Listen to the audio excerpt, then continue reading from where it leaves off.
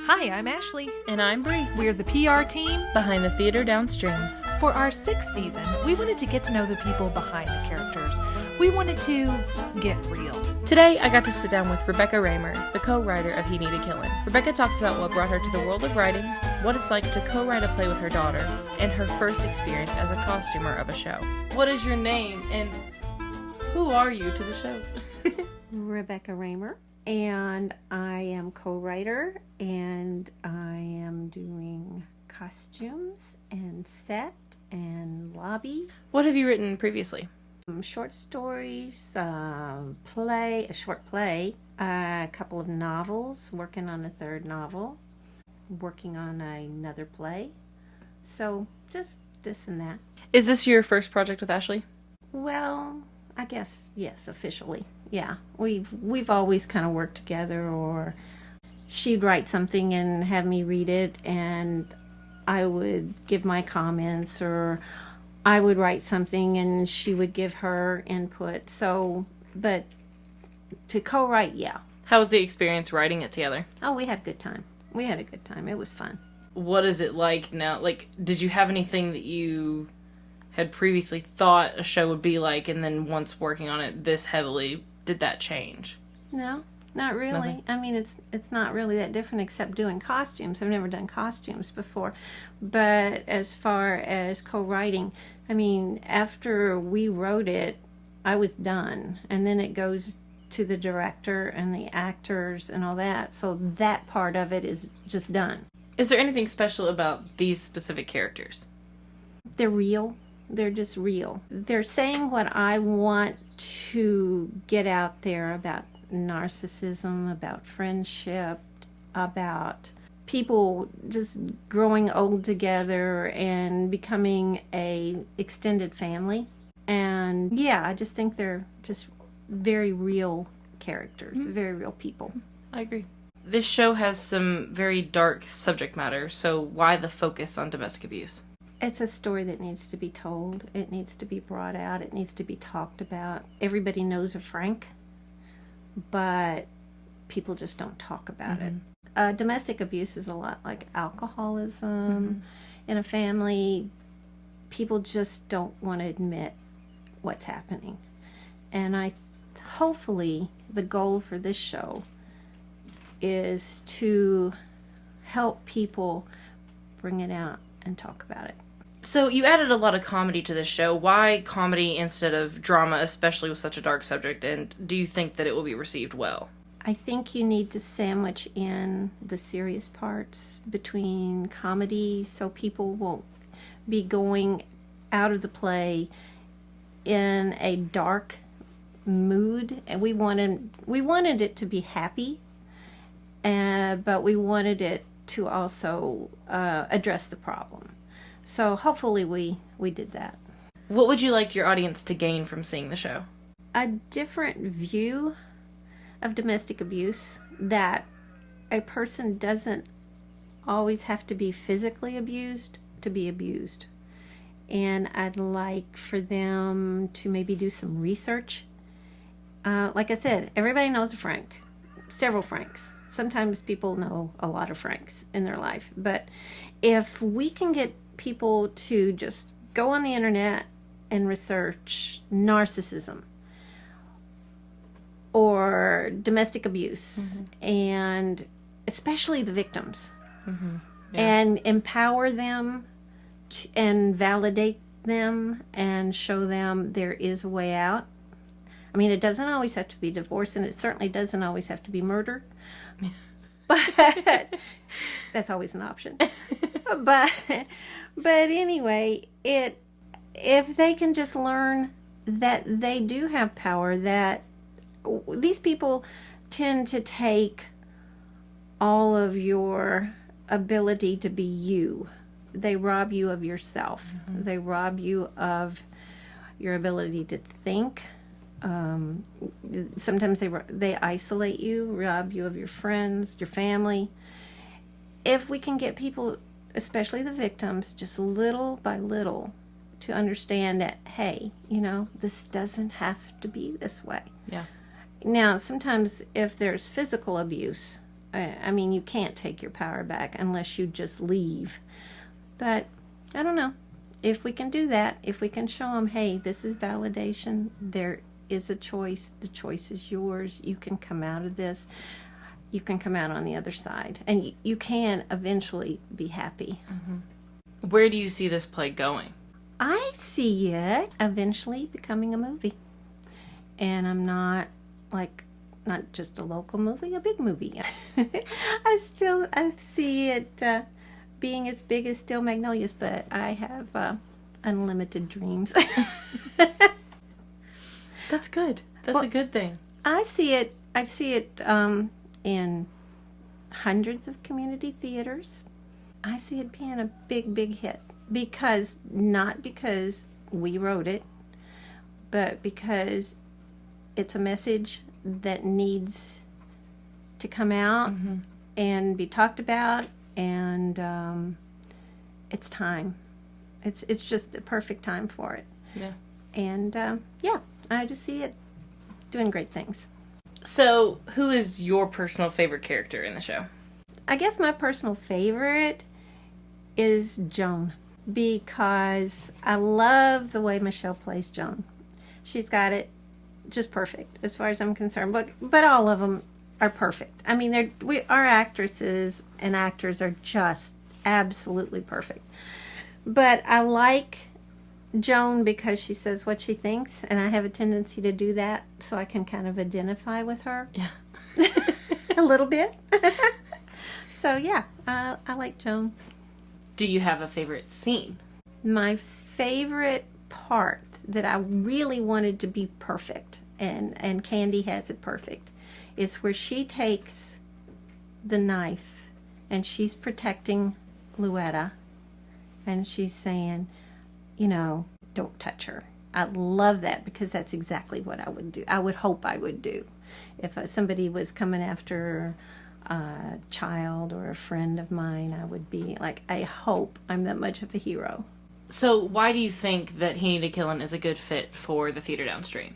I think it's a good fit for any community theater, not just the Theatre Downstream, but it's a perfect fit for this theater because we have the perfect actors, and they're all perfect for the part. They're just absolutely fantastic. Do you think that art can help heal? Well, I think Ruth had it right when she says stories can sometimes say it better and people can understand it. Like Jesus had parables, and we write stories in order for people to understand what we're trying to say. They're going to think I'm wheezing. If you guys hear Darth Vader, it's the cat. It's just Scotty. So, is there any particular Theatre Downstream show that has stood out to you, one that you really, really liked? I loved Mary Poppins. Really? I just loved how the characters came out into the audience, and I loved Beauty and the Beast too, because there was so much action and fighting and carrying on, and just color and all that. I love those too. Yeah. So, what got you started into writing? What made you write? My first book, I had this idea. It's called One Life. Mm-hmm. And I think God just downloaded the idea. Told Ashley about it, and I said, you've got to write this. This is so good. She said, I don't have time. You're going to write it. I have to write it. And I'm like, I'm not a writer. I've never really written anything since high school. And she's like, well, I don't have time. If you want it written, you're going to have to write it. So I'm like, okay. So every Monday I would sit down and I would write a chapter. I just totally, completely terrified. Mm-hmm. But I spend the day researching, and then I would write. And then through the week I would edit that chapter 10 times. And then the next Monday I'd go through the painful process again. So eventually I got the book written, and I'm really, really very proud of that book. And then I did this whole thing again with another book I wrote. And I don't know, it was just I had the idea, and I felt like I had to get it down. So that's kind of what happened with this play. I had the idea, and I came to Ashley, and I said, we got to write this. And she's like, I'm not sure I have time. And I'm like, we got to. So I talked her into it, and so, yeah, because I knew I couldn't write a play on my own. And if she helped me, it would really be good. So... You said that you were terrified, and I was like, yeah, of course. But really, what made you terrified? Did you know that you wanted to get to the publication phase of this book, or did you think that you were just going to write and see what happened? Like, what was that process? I really didn't think I was smart enough to write a book, especially a novel. And as the characters started developing, it's just like this play. It became its own entity. People will say, oh, well, with the play, aren't you like, oh, it's your work, and there you are, aren't you thrilled? And it's not like that at all. It's when you see it happen, I mean, after you write it, that part is done. And then the actors have it, and it becomes theirs. It's not yours anymore. It's not your baby, it's theirs now. And it's a whole different thing than what I thought it would be. But I love seeing it come to life. That's one thing that I've always said that I liked about theater or film or anything, is that it's never completely done. There's always something that can always be done. It has its own life. It's its own thing. That's one thing that I've always thought is so. It's a living entity. Yeah, it is. It becomes, these characters have become so full of life and so their own people. Well, that's not mine anymore. That's Ruth, and they're out there doing their thing. I haven't got anything to do with it. So yeah. So when you started writing, was it like, oh gosh, I'm a natural, or was it? Did you struggle with it? Did you stop and start? Like, how do you think that writing came naturally to you? I think so, kind of. I mean, like, I paint too, and that kind of comes naturally too.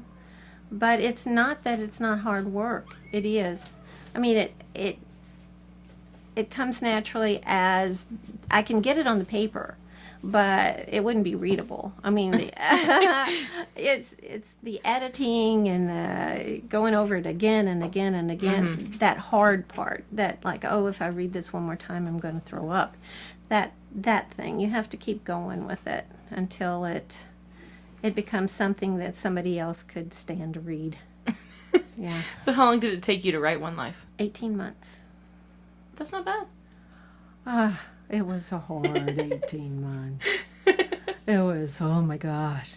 And then I decided to do the children's book, and then that took a year.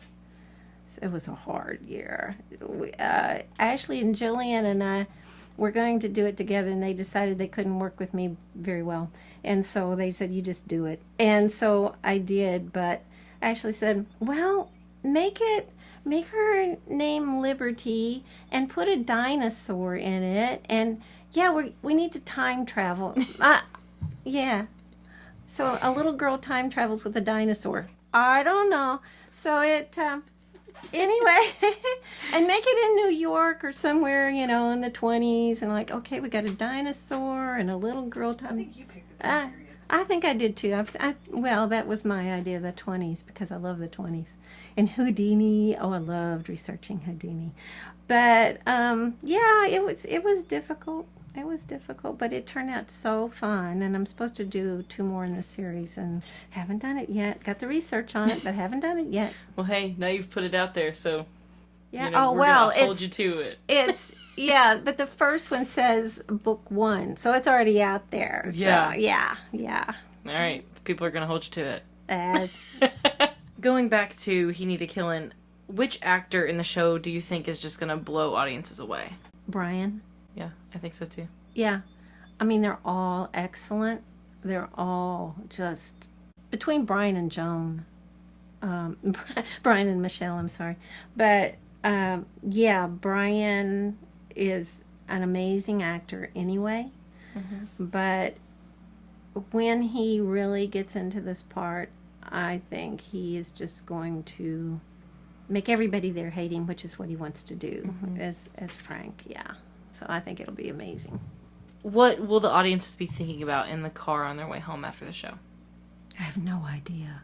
I hope they're thinking, I know a Frank, and now I know a little bit better how to help the Luetta. I know, or it's not just a man that can be a narcissistic abuser, and maybe somebody knows a woman who acts like that, and maybe it'll help. Like I said, well, the whole point is for them to do a little research and kind of find out, hey, I'm not alone. Hopefully it'll start making people think, and it'll help. And maybe it'll show other people, like friends and family members, how to treat their person that is abused, So what is your first costuming experience like? Greta and I had a good time. Greta's my bestie, and we just had a really good time shopping on Amazon with other people's money, and that was the best. So other than that, it was kind of cool. We liked the weirdness of the Egyptian costumes, and yeah, pretty fun. So was that the best part of it, was like finding the Egyptian stuff, since that's the unique part? Or yeah, definitely. Who do you look up to as a writer? I like humorous writers that write about Southern women and their friendships. Pamela Duncan, oh my gosh, she's good. If I could write like her, she's amazing. I think this play is kind of like a Pamela Duncan book. So what is your favorite Pamela Duncan novel? Moon Women.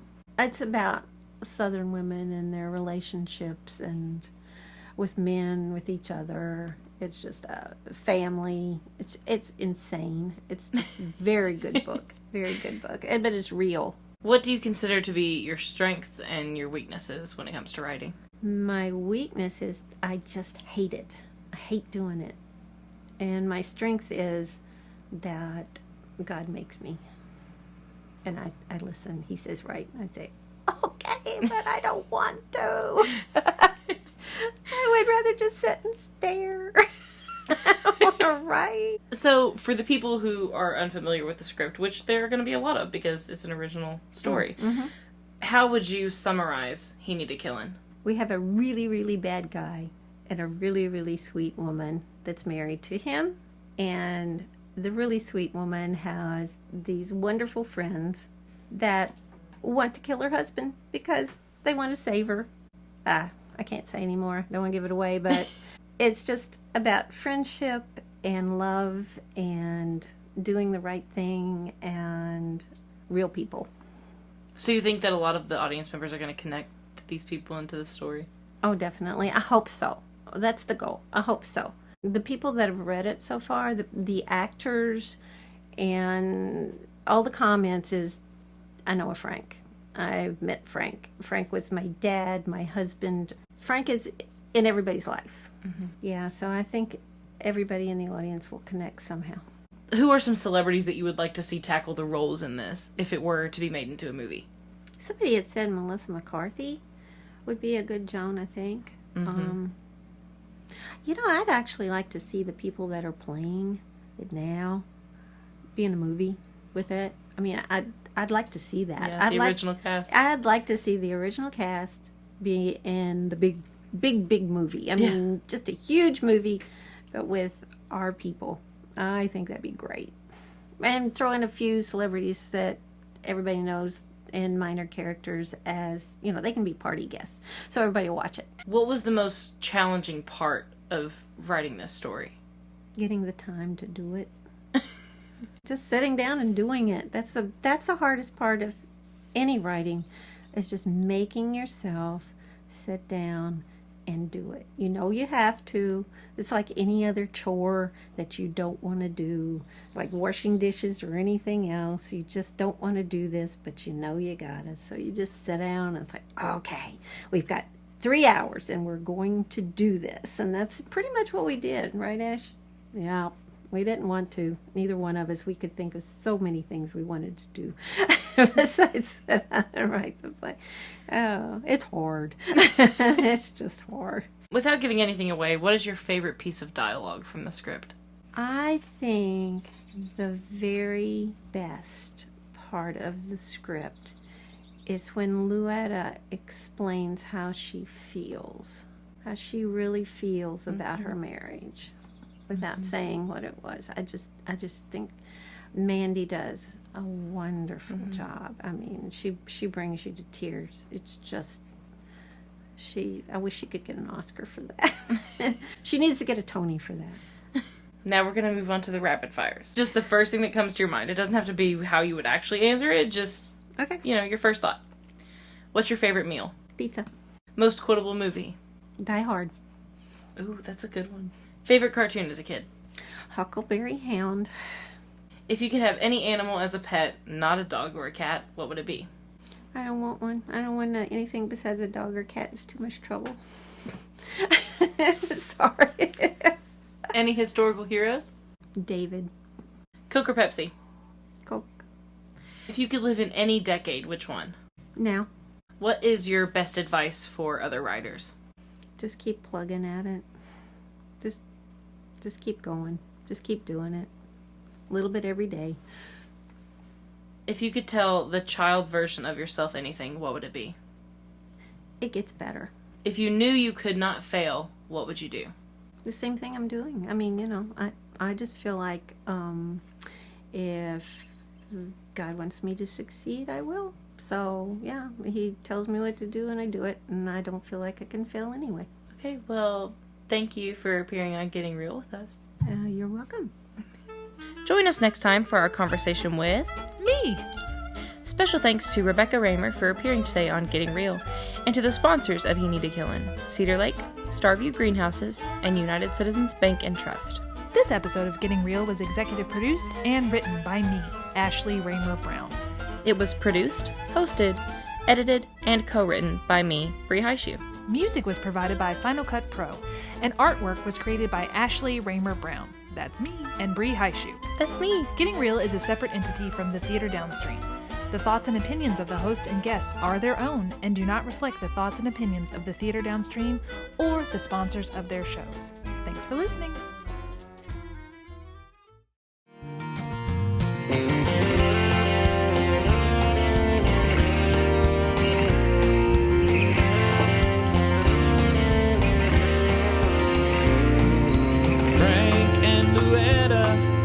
Unlikely pair, they were as different as can be. Frank was a two-faced, blowhard jerk. Luetta as lovely as a dream.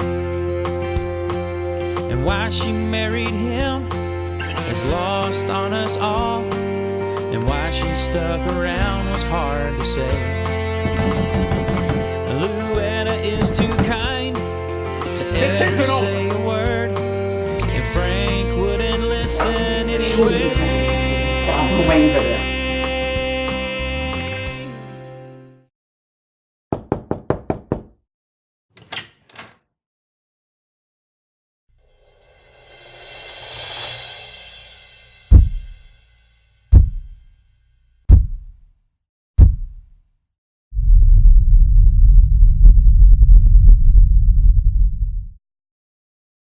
Let's go. You can do this. Get rid of this guy once and don't rush me. The Consolies and the South, they keep to themselves and try to maintain their dignity. But when push comes to shove and the chips are all down, they might just commit a felony. Yes, they would. He needed killing, even if no one was willing. But things have a way of working out, and he needed killing, and killing's what this show is about. You know that things have a way of working out. He needed killing, and killing's what this show is about. fine. And killing's what this show is about.